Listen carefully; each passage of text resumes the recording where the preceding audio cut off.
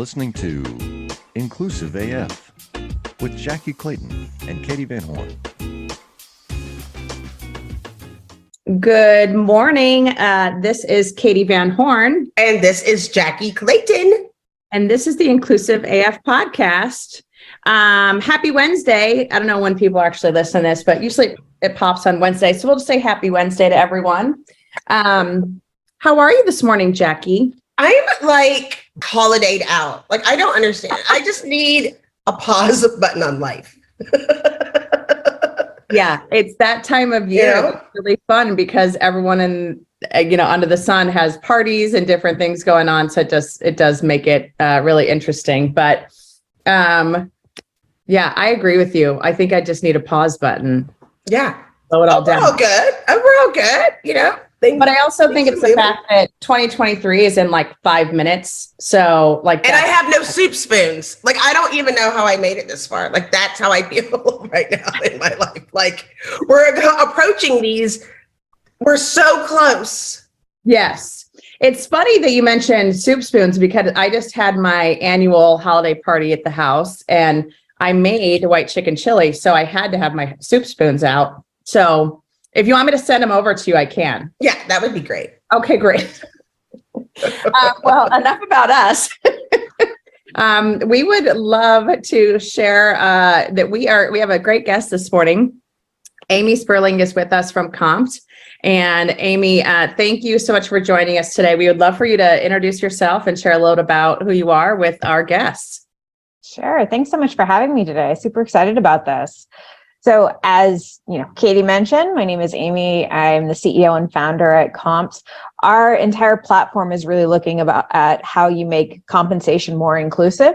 Hence, we thought it'd be great to chat with you folks because you have some opinions on that. And looking at how you really you take employee perks in particular as a competitive piece of compensation and make it to where it can reach more people. So that's what we've been focused on. I've been in tech for 20 years. I was a CFO for, 3 different companies. So I've got the finance side and I got the people side. And so this company is kind of marrying those together. That's kind of cool. I love, I'm glad that you said that about bringing those things together. I think there's like so much confusion around that. And sometimes I forget to tell people about benefits until like we're hanging up the phone. And then they're like, oh, I didn't know that. I would have accepted the offer 2 weeks ago if I knew.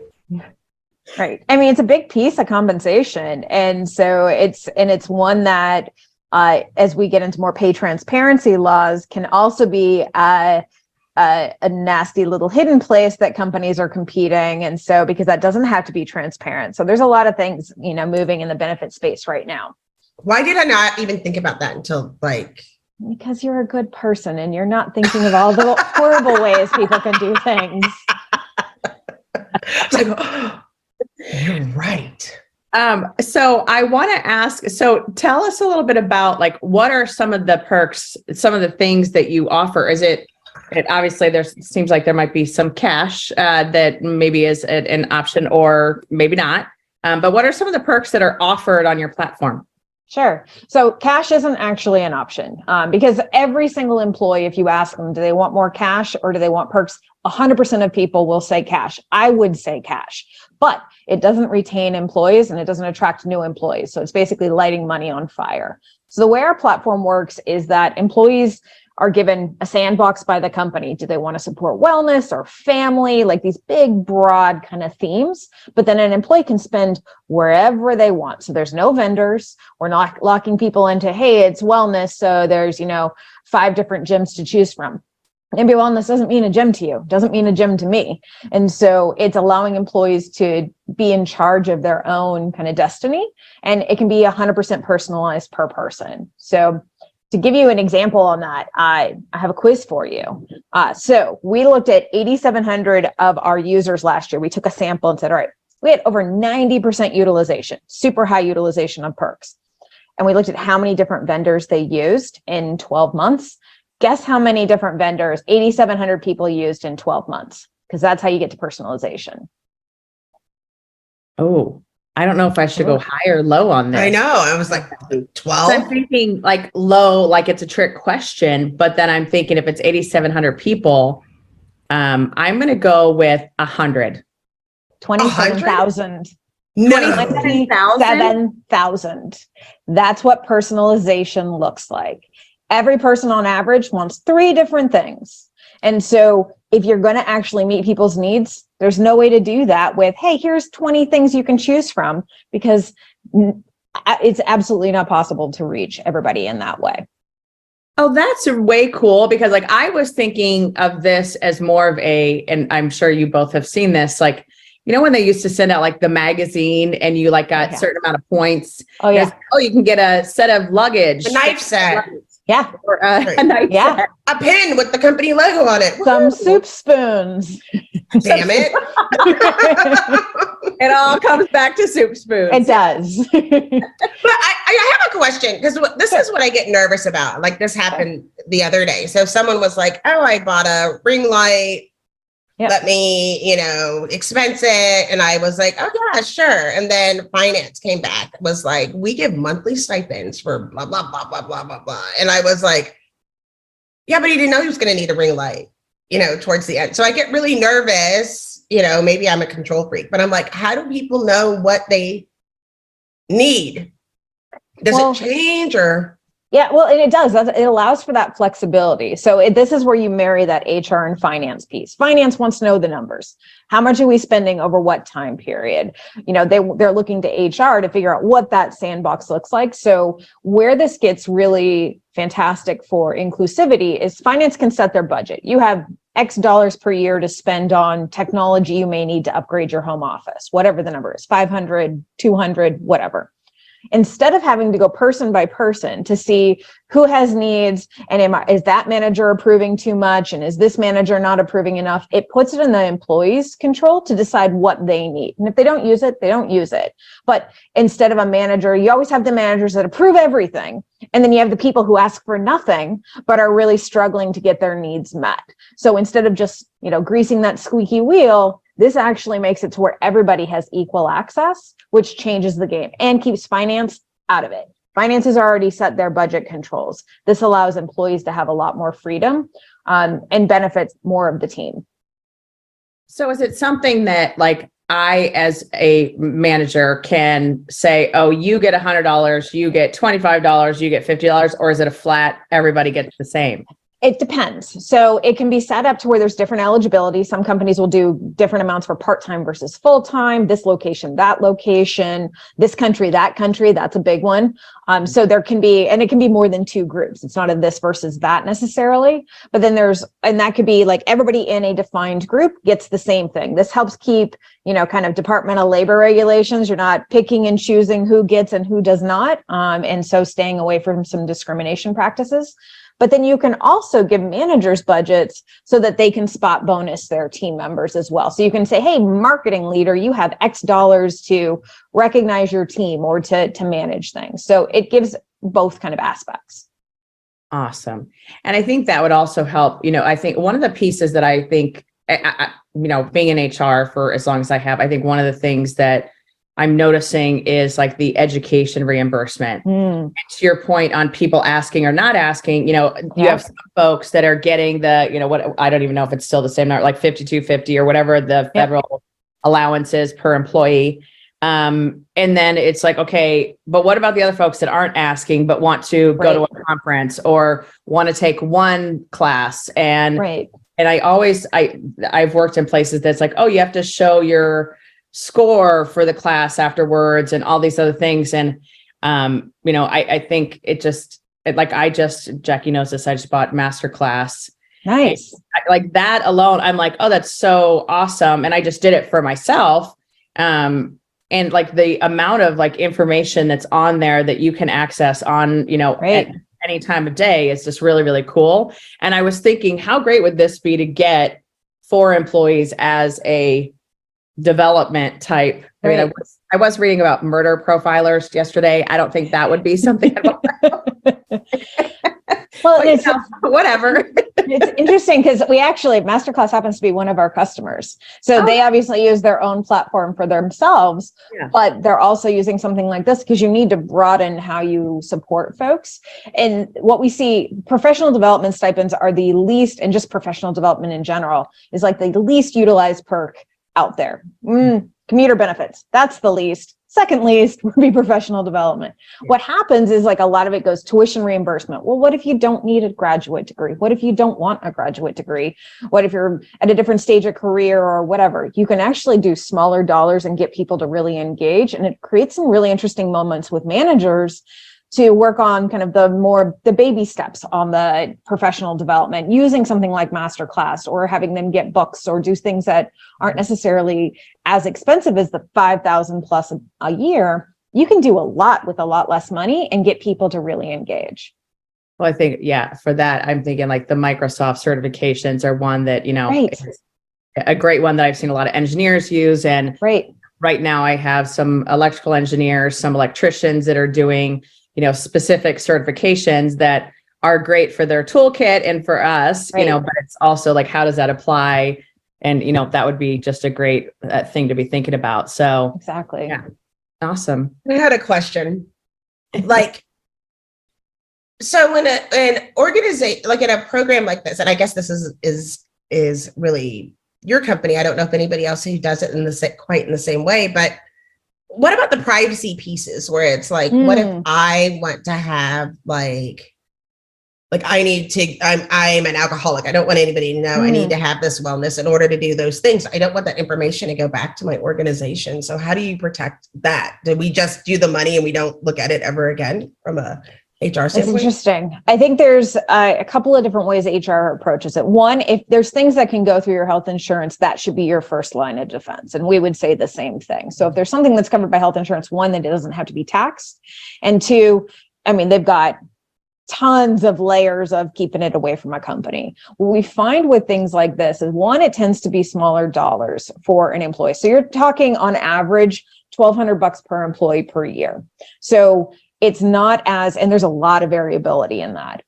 So it's not that we don't find that most people are going to put in super, super sensitive, hey, I went to this type of doctor, because that's going to go through their health insurance. What we do find is that some folks will have, like some companies for wellness, because it's taxable through this type of a stipend, may say, hey, upload a picture of something that makes you happy. Like we'll just ignore the receipts on anything wellness related. We don't find most people are uploading things that are specific and medical with this type of a program, though, because it sits kind of beside medical. Well, you say medical, but I'm talking about like a wilderness retreat in like the Cabo Mountains, where I just like have this introspective healing moment, Sure. I think that for me, Vegas counts as wellness. I think sometimes. As an organization, the Inclusive AF podcast would need to spend about $5,000 per year on trips to Cabo. And I like ski, and Katie likes warm. Like, how do we say? Well, it depends on the company and depends on the organization and their philosophy. Some folks are, pretty wide open on what wellness means. And, something like if Vegas is good for your mental health, I think that'd be a struggle for most HR leaders to say, hey, go to Vegas on your wellness stipend. But they're likely to include other things in a wellness stipend. So things like financial wellness, pets, maybe, family would be in part of that. So including things like that versus it being, hey, personal travel, go wherever you want.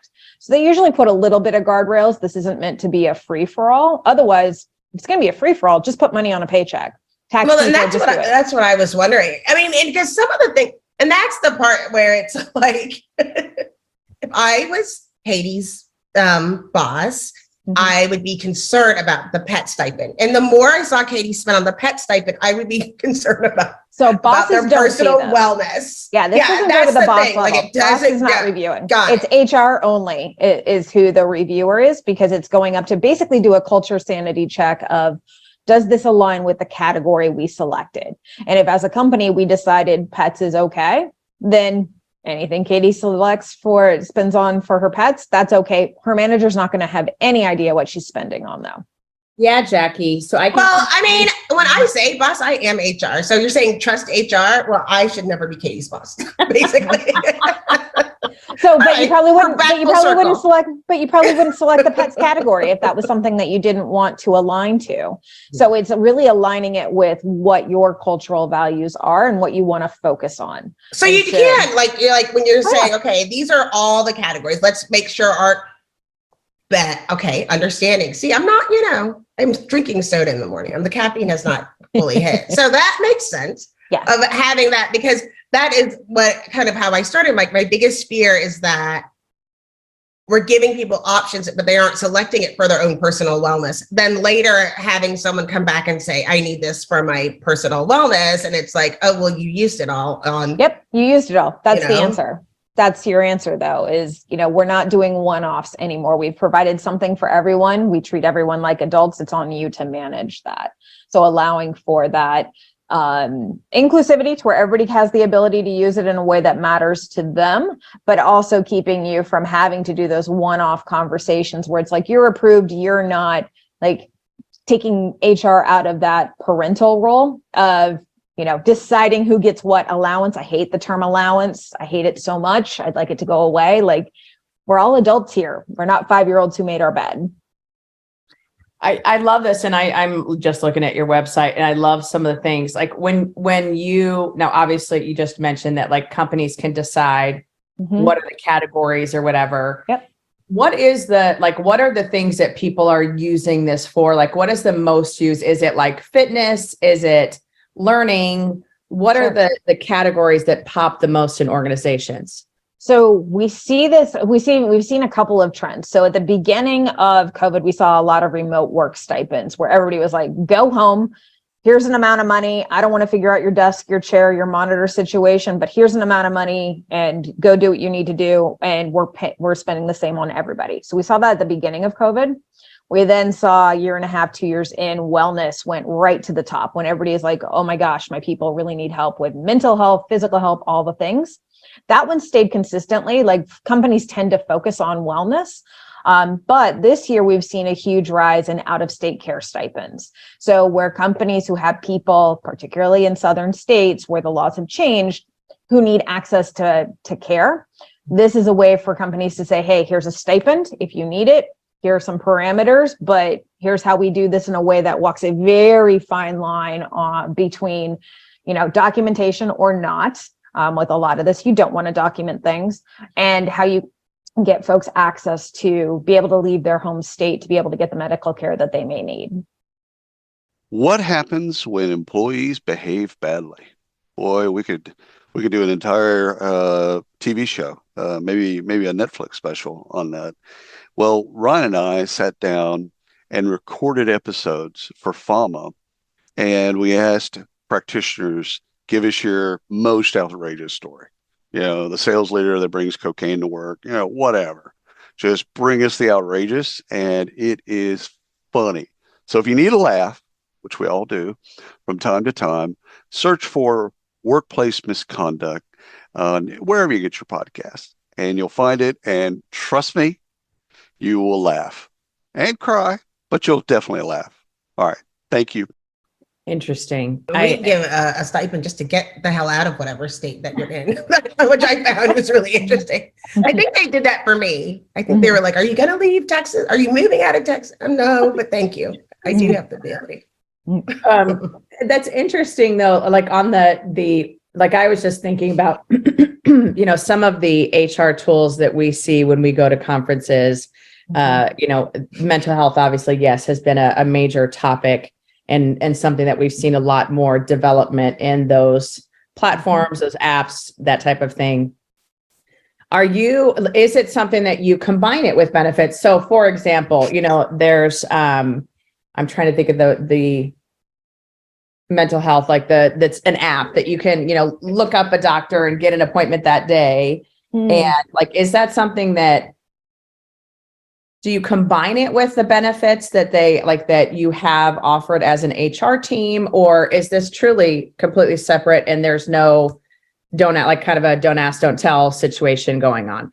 I don't know if I'm asking that correctly. No, I think I follow. Okay. It depends. Different organizations do different things. So some will have some sort of an agreement with, like a Headspace or a Calm, something like that, a meditation app. They may have that, but you typically find pretty low utilization across the team. So what we see a lot of companies doing is saying, look, we want to support your wellness, and they'll put out some, verbiage around it. We want to support your mental health, your physical health, your financial health, your family health, your whatever. And then they may make suggestions, but they don't sign up contracts necessarily with those companies, because especially in this financial environment, signing up for each individual thing is very expensive versus saying, hey, we support it. You're an adult, you know what you want to use. We're just here to support whatever it is you're spending on. So go do, if you want to see, a professional, if you want to get an app, if you want to do whatever, cool, we'll support that. And we can pay for it. And what is the average spend per head? Like, is there an average? I mean, obviously, I'm sure that, companies that have a bigger budget for said things probably have more money, but is there an average that most companies? Right now, the average is about $1,200 per year, so about $100 per employee per month. But I will say that there is a very wide variability in that. We see as low as $200 a year getting very good utilization. And there's no correlation between big company, big or small budget, small company, big or small budget. There's also no correlation between utilization and budget size. Big budgets don't get better utilization. Small budgets don't get worse utilization. It's really about the flexibility. And so when we work with companies, we're helping them design, regardless of what your budget is, we can design a program that's going to get you that, 80 to 90% utilization across the team. And so it's much more about the flexibility and how you design it for the team than it is saying, hey, spend lots and lots of money. That's how you do this. More money doesn't equal more utilization. Interesting. And so from a demographics perspective, are you tracking who's using what? And what I mean by that is, like, are you tracking by gender or by race and ethnicity, just to see what utilization is for different things? Or could you provide, obviously, an aggregate, that type of reporting for a company? So we are the antithesis of the big data company, in that we're all a little creeped out by how much data people are collecting on us. And so the way we work is that companies include the data they want to include. And it's usually, it's always name and email address and company ID, obviously, because you got to pay people. But sometimes they almost never include gender. They might include location, department, tenure, things like that. So all of that we have access to, and we can report on. Country obviously is included as well, because this works globally. But we're not taking extra data from employees or looking at those pieces and trying to draw correlations, because both HR employees and ourselves are pretty sensitive to what is being collected on people and where's that data go and to what purpose. Right. We're pretty skeptical of that too. Okay. I need it. I'm looking at those things. I want to know, because the challenge is always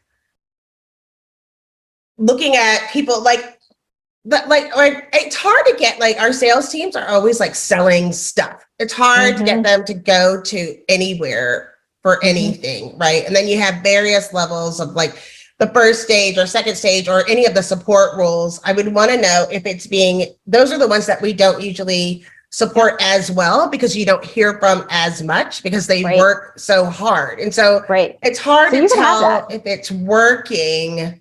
I would want to know if it's working for various groups, or else I couldn't tell if it was being very inclusive. I guess, But you can include that data. You can include any data you want. We're just not telling you have to include it.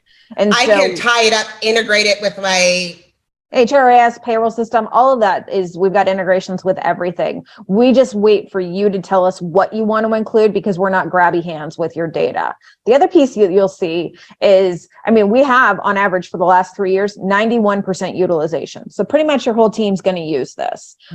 Now, how you kind of look at it and you look at different teams, the more information you put in, the finer grain you can kind of slice the data. So we work with you. We're happy to put as much data as you want, but we don't require you to. That's good. And it's one of those things where we know that it's that in that 9% is where the biggest concern, because it could Yep. be 9% is the total Black population at your organization that's not Right. using it. That's Right. that's And very if that's fair. total percent, or 9% are the only women at your organization, like, Yep. but Right. that's after like years and years of looking at data and being like, That's true. got it. Yeah. But as long as like, because we didn't even talk about the integrations, it's almost turning into, we're very curious, as you could tell, Yeah. because we have these things going in our organization. Right. This is a new concept and way of thinking about it. And so it's almost like we're like buyers. These are the questions we would ask and want to know Yep. as Of HR course. and, you know, DEIB and TA, as we're looking as a, because we started as a perk. It's Right. only, like I always say, it's only helpful if it's helpful. Like it's only Exactly a perk right. if it's a If perk, no one's right? using it, or if it drops off after a couple of months, or like those are all the things Right. that I looked at, because I was the buyer for all this stuff for 20 years. And everybody pitches you, this will help with retention, this will help with attraction. And then you bring it in and you're like, wow, 3% of the team used that. Thank you. That was very expensive. Well, and if it's Please do that. 2,700, I know I'm not including it, because Right. I can't even think besides like YMCA. Right. Okay, I'm tapped out. Like I Oh, no, can't not even 2,700, think, right? 27,000. 27,000. So like move the comma. Like, yeah, I right. know It's not I possible. wouldn't do that, right? Right. It isn't possible. The things to consider. And that's pretty cool. Yeah. Well, and what the other like piece that we've seen that is super exciting and is one of those happy unintentional consequences is, one of the alternatives to doing it this way would be a marketplace. Hey, we have a wellness marketplace. There's 20 things you could use. Go do it. It's going to get 20 to 30% utilization typically. It's going to be big boxes. So it's going to be big name gyms. It's going to be big name organizations. When you remove that and go back to wellness or family or whatever it is, and people start spending where they want, it all goes local, which is so incredible because your team is in various locations. All the money you're investing in them is then being spent in their local communities, which then supports them from the base up as well, which is just way more interesting to me than helping, Amazon make their next $1 trillion. Like, not that we don't all spend money there, but there's other folks that I'd also like to make sure get access to some funding. I think that, obviously Jackye is speaking from Waco, and I think that's one of the challenges. And I would assume it's in certain countries, it'd be the same thing of, oh, hey, focus on wellness. Okay, Right. well, what does that really mean in whatever place? Right. And so I think that that's also interesting of, you can go get a membership to an app or whatever that could help you with wellness. So I think that's also just very interesting. But the other question I have, and it is kind of on the integration piece, is it just a flat dollar amount that is given to the employee, period, regardless, or do they have to like share a receipt or whatever it might be to actually get that money? And then how does that integrate with payroll or whatever? Great question. So one, it is not just automatically given to them. You don't need software for that. You can just do that through payroll. So why would you pay for software for it? They have to substantiate. So basically they go spend their funds and they upload a receipt. That's actually critical because that's how you manage taxation correctly. So you can do both taxable and non-taxable things through our platform. We've got all the IRS coding in the background, so it's automated. But you have to show that. If you just give cash to folks and put it on their paycheck, you got to tax it. So this is a way to really maximize that budget across companies as well. And you want the engagement. Like, the whole point here is to get people to feel like you are supporting them and get them engaging, because when they do, that's when they're more likely to be retained. And so, Google actually did a study on this on their own population. They gave part of their population a little bit more cash. They gave part employee perks and said, all right, what's retention look like over these two groups? And they found that the group that actually received things and felt connected to Google because of it, far more retained than the folks that were just given some more cash. You don't even see your pay stubs now. Right. Like, out of sight, out of mind. I don't even know. It's a thing that I don't use. Like, okay, great. I got an extra $100. I'm paying for, I don't know, groceries. Right. It is just an interesting concept, because I think that's something that, well, to your point, and obviously as a CFO, a former CFO, you get it.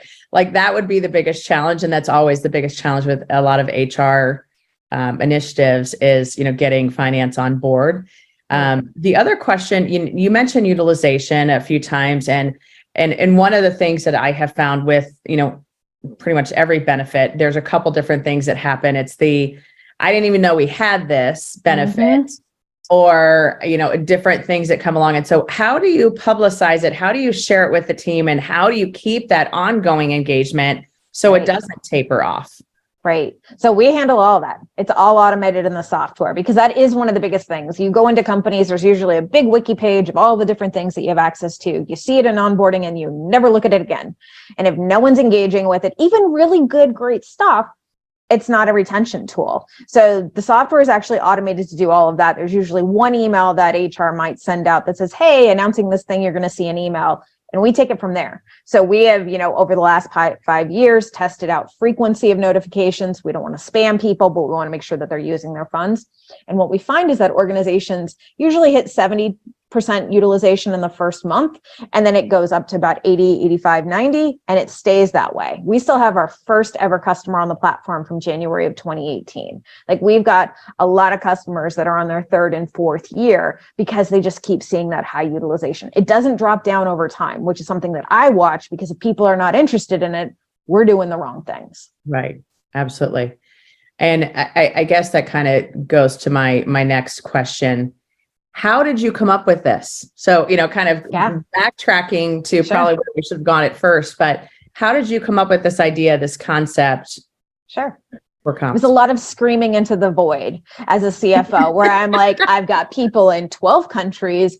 Every single person's walking through my office, because I had an office at the time, wanting something different. All I do is say no. I feel like a horrible person. They're asking for reasonable things, but if I do this for you, I got to do it for everybody. And then nobody wants that thing. And I was so frustrated that I was like, all right, the employees are not wrong. This is their compensation, and it should be personalized for every single one of them. But I can't operationalize that. HR and finance are the two smallest teams in any given company. So how do we make it work for both? And it's like, all right, operating on we need personalization, but we also need those outcomes. HR needs those outcomes, because otherwise, what's the point? And so it was walking that fine line. I waited for somebody to build it for a few years. I was talking to HR leaders and CFOs going, oh my gosh, would somebody just build this thing? I tried to get a few engineers to just build it for me. And finally, I was like, I can't build another company to scale if I don't have this, because it's a critical component of compensation and I need it to exist. And so I turned 40 and said, heck with it. I'm out. I'm going to go build the thing. I'm glad you built it. And as Katee mentioned, I live in Mayberry, and there's never anything ever here. Right. Right. And even in those communications where I've gone to meetings and they're like, what's your favorite thing at Trader Joe's or Whole Foods? And I don't have either one of those. What's your favorite thing? Right. It's I don't have any of those things. And I don't want to. It's sad that you don't have a Trader Joe's. Doesn't it make you sad, Amy? People are like, I'm not a Trader Joe's fan. Oh, no. Okay. I'm not. I bet you Amy would love HEB though. Would love HEB. It's Texas' greatest. Yes. Okay. I don't know it either. Yeah, but that's the thing. With COVID, there were things that were already breaking beforehand, but with COVID, so many people scattered across the country, and teams got so distributed, and then people started hiring in all these different communities, which is fantastic. It actually helps us build more diverse companies when you can hire from everywhere, not within a 20-mile radius of an office. Mm-hmm. And so we need to be able to support those people wherever they live, with whatever access they have. This is a way to do that without having to prescribe, hey, we have 24-hour fitness. And you're like, great. The one that's closest to me is 40 miles away, or there isn't one. And so making it just much more broad and inclusive. That's fantastic. So as you look at the future of this organization, what are the things that you're excited about? What are the things that you're going to be working on? What's on your roadmap? So things that we're thinking about, especially in this down market, is how we help companies really consolidate tools. It's really expensive to have a bunch of different types of tools. You're paying for each individual one. So we have a couple of things up our sleeves. I can't announce it yet, but to consolidate some of that. So we already have rewards and recognition and the employee perk stipend piece in our platform. We have another key kind of component that's going to significantly shrink finance budgets, which is just when you're in a market where you're like, I need to do this thing, but I have no money, that's what we want to help companies do. You still have to retain your people. You still have to attract them, but now your budget is really small. We want to help those companies because we understand that it's really hard to compete against big companies who have reach everywhere now. We want to help smaller companies be able to do that. Very cool. I think it's great. I mean, I think it's something that every organization could use this. And I think, obviously we focus on DEI, we focus on, how do we create environments that are inclusive? And I think having a tool like this, it's not just oh, hey, we care about you as an individual, but here's a way that we do. Here's a way that we can actually demonstrate that we're looking at the specifics, whether you're in Waco, in Phoenix, wherever you are, there are things that you can use with this platform that I think it's great.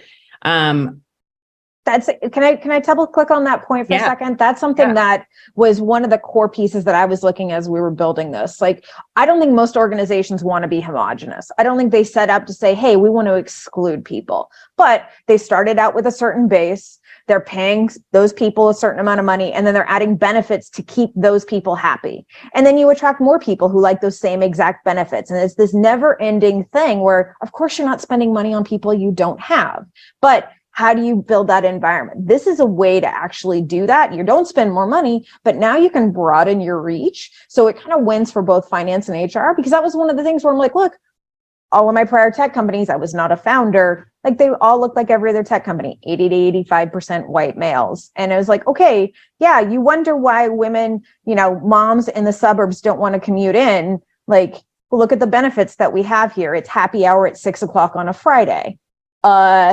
I won't be there either. Like, what are we even doing here? This is a way to actually support all kinds of people at different stages of life, different, like all of those things, without having to prescribe it. Like, that's the piece. Get HR and leadership teams out of prescribing how people should live. Hey everybody, Tim Sackett, host of HR Famous, a new podcast on the Work Defined Network. Am I famous? No, I'm HR famous. My wife says I'm a micro celebrity, and 13 HR ladies around the world want their picture with me, which I think is funny. So, hey, what do we talk about on the pod? We talk about all the dumb stuff we do in HR in any given day, week, month, and we have fun with it, and we have some great guests. Come check us out. We're not famous. We're HR famous. I think that's great, because I think that is one of... So Jackye and I are very fortunate that both the organizations that we work for during the day are not that normal tech company. And I think that's the thing, when you think about starting an organization, a lot of times it's who are your 5 closest friends that you're going to recruit to come and help you. And so, yes, it does become very homogenous. It does. And so, that is something that we talk about, this exact thing of benefits, not just being for the people that are in your organization today, but who are you recruiting? Who do you want? Right. And, I think the folks that are coming into the workforce now, it is something that we have to keep up with. What are they wanting? What are they needing? What would be helpful? Right. And it's shifting. And Right. and I'm not someone that believes in like the generational, oh, that's so different. But I definitely think that just knowing that different times in your life, there are different things that you're looking for. Right. I just think it makes sense to have a tool like this that you can definitely adapt to who you want to recruit and advertise this as here's who we're looking for. It can follow people on their journeys. One of the women who started the company with me, she started out, she was using our wellness stipend for 5Ks, running shoes, things like that. And she got pregnant. And all of her benefits shifted over to prenatal vitamins and classes and things like that. And then she had the baby and it shifted again. I didn't have to do anything.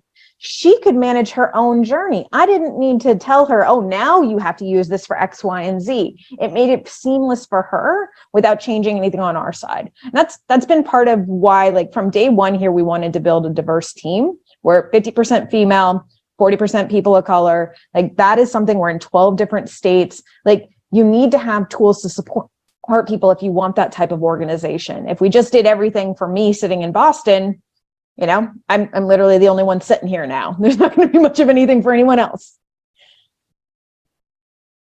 That's great. Like, I think it's one of those things that as we continue to evolve, and especially in this remote environment, it just makes sense. So that is awesome. So I would love to know, when you think about the organizations that are utilizing this, what is what are the industries? What are the groups that are attracted to this and really focused on this? I would assume tech, but what else, what other groups are using this? So it's been really interesting. Tech, obviously, because they've got a familiarity with perks and understand that that's a core tenet. But we find a lot happening in the Midwest now, and we find a lot in the deskless space. So we've had 3 hospitals sign up in the last month because they're trying to figure out, how do I retain nursing staff?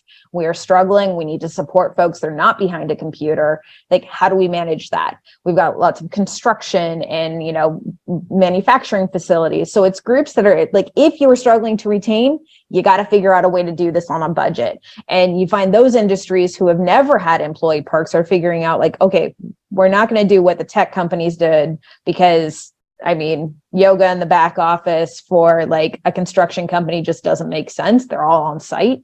So how do we do this in a way that's relevant for us? And so we see a huge movement in the deskless space right now, but it cuts across. I think we've got 17 different industries we're working with at the moment. I want to ask, you had mentioned about what was going on within your initial team and the demographics of your personal team. So how many people of color are on your executive board and in your executive team? Oh, this is a favorite question. I have no white guys on my board. So I like white guys. I married one. I can keep them for the rest of my life. But every venture-backed board is, if there is a woman, it's me. And so, because as a founder, so our board is actually right now, it's 50-50 male, female, myself and another white woman and 2 men of color. And we're adding another board member right now, and it's a woman of color. So that's our demographics on our board level. It starts at the board level, right? So if the board is not diverse, the leadership team is not going to be diverse. Like, it has to start and then flow all the way through the organization. Well, I think it starts internally. And I always ask anybody who's going to be like, come on and say, oh, well, we're 40%, people of color. I'm like, okay, where? Tell me, right? Because that's not, I've heard that my whole life, and the problem isn't getting better.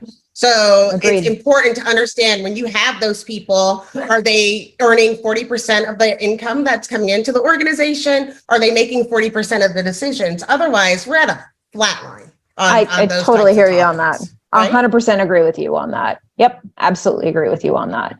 So it's something that we don't have a super tiered organization. We're earlier stage.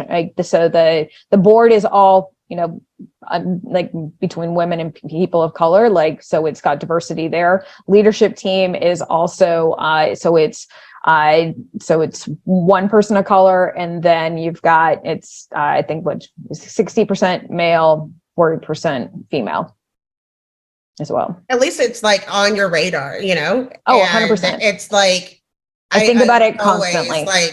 I'm always calling people out on that. Yeah, I'm just I appreciate that. So it's like, yeah, it's like all the junior people are I'm just mad because I had to publish all my numbers. So I'm just going to make everyone do the same.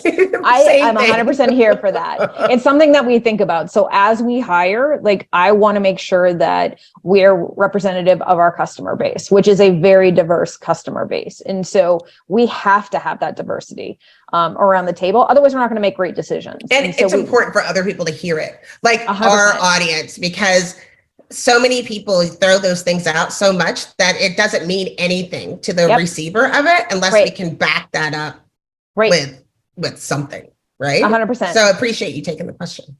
Of course, happy to. So the way we like to end each of our episodes is by asking, what is the one thing, or what are a couple things? Jackye always does a couple things that you would like our listeners to hear or to know about Compt, about yourself, about kind of what you all are working on. Sure. So a couple of things. One, if you're thinking about employee retention, which is what a lot of companies are focusing on in this next phase, you got to figure out how you meet every person where they're at, and then figure out how you do it at scale. We're one of the ways you could do that. There are others, of course, thinking about flexibility of where you work, when you work. That is obviously a big one as well.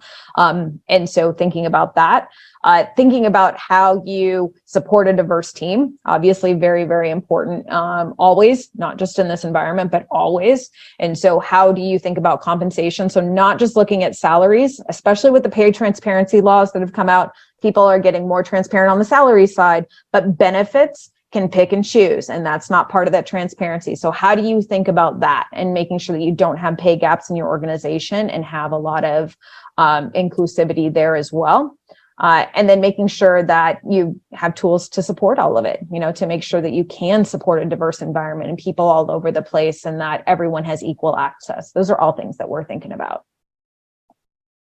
Awesome. Jackye, what you got? The first thing is like, quit trying to make this so freaking hard on yourself, right? That's what I got the most out of it. Like, I'm like, yeah, what are we doing? Like, I think I'm going to have like a meeting that's going to be like a full day of going over this stuff, right? When I could like just sign up and have like, do what you want to do. And so I think that's important. Like, don't make it hard on yourself. Like, it is worth an investment to allow people to make those choices. That was number one. Number two, we talked a little bit about it. And as a new, like, empty nester, I didn't even think about like, oh, like my needs have changed. Like, I totally want the 6 o'clock happy hour. I could end up pregnant, God forbid, but then I would want that to shift. But then my kids aren't home, right? But what if they come freaking back home? That's what I just thought of. What if they come home? What if they need other things? Like, really, your life changes. And so make sure that whatever you pick, that it's scalable, right? And that you understand, you use it as a benefit, keeping in mind what your employees want. See, I told you, it's like 3. Well, it's the human experience rather than just an employee experience. It's thinking about your team as being humans who go on their own individual journeys. It's not just figuring out employee experience. We're not. Well, I always laugh, and I said this the other day, and you'll appreciate this. I always say people don't get into HR because they like people. And this guy said, you call them resources, by the way. And I was like, oh, yeah. He's like human resources. But we do ultimately care about people, and we can treat them as adults and as humans. We don't have to figure those things out. Well, I think it's been unfair. HR's been tasked with it from forever. Like, what do people want? Like treating us like basically like moms at the office, which is ridiculous because I mean, I don't have children. I should not be making those decisions for people. But you need to like take a step back and let HR actually focus on outcomes. This is where HR shines. What outcomes are we trying to achieve in as an organization? And how do we get there rather than focusing on, oh, well, maybe we should use this gym or this student loan repayment. Like, focus on what you're trying to drive with the team, the type of team that you're trying to put in place, and how you support them without doing the picky and choosy thing, which gets back to like allowance and like, hey, nice job, filing your paperwork on time. You get a little something like that they may or may not want. Here's a catalog. Don't call it allowance. That's the grossest part. I never realized, I never put the like mom, parent, HR allowance. The allowance thing I find pretty horrifying. I know it's a common term, and I know that it's, it's not intended that way, but that's what I hear. I hear like, I'm a 5-year-old and I made my bed. Me too. And I'm not making my bed, but I still want my $5. I think the piece that I'm coming back to as we're having this conversation is one that Jackye and I have had offline a couple times. We recently were at an HR tech conference, and there were like a multitude of like really cool tools and really cool things that you could do for your employees. But I was like, who would manage all of this? Like, how would you manage? Like, there's just no way. And I'm a team of one in HR, so I absolutely cannot. And so to have something like this where it is kind of a touch of a button, if you will, and your employees can access this stuff, that's huge. But I think the other piece is something that you said. It's not just about the people that are in your organization, it's about the folks you want to recruit. And I think that's something that Jackye and I always come back to is who is not around this table that needs to be. And how do we create an environment that's inclusive, create an environment that folks can be productive, do great stuff, and having something like this that they can decide oh, I want to, I'm in this role today, but I want to be in that role in 6 months. So here's how I get there learning wise, or, hey, I want to go start working out because it's January and I've decided I'm going to, turn over a new tree. Those are the things that you can do. I'm going to go get a Peloton bike or whatever it might be. And so I think some of those are just like, it's just a great way to offer this stuff to folks in the right way. And I truly, from the bottom of my heart, deeply appreciate that the payroll piece and the tax piece. Oh God, that has to be there. Otherwise, figuring out taxes on this stuff, figuring out like it cannot be like HR has no time for that. Yes. Well, and I think especially like so many companies now, you're not in one state or in, one location. So you're hired across the US. There's different, rules and taxes for every single, like I had a San Francisco employee and I'm like, oh my gosh, they upped the minimum wage again. And I need to change all this stuff. So it just is, all those things to keep in mind. But Amy, thank you so much for joining us. This was really informative and really great. And, we wish you much success. Thank you. Yeah. Appreciate it. Absolutely. This is Katee Van Horn. And this is Jackye Clayton. Bye. Bye.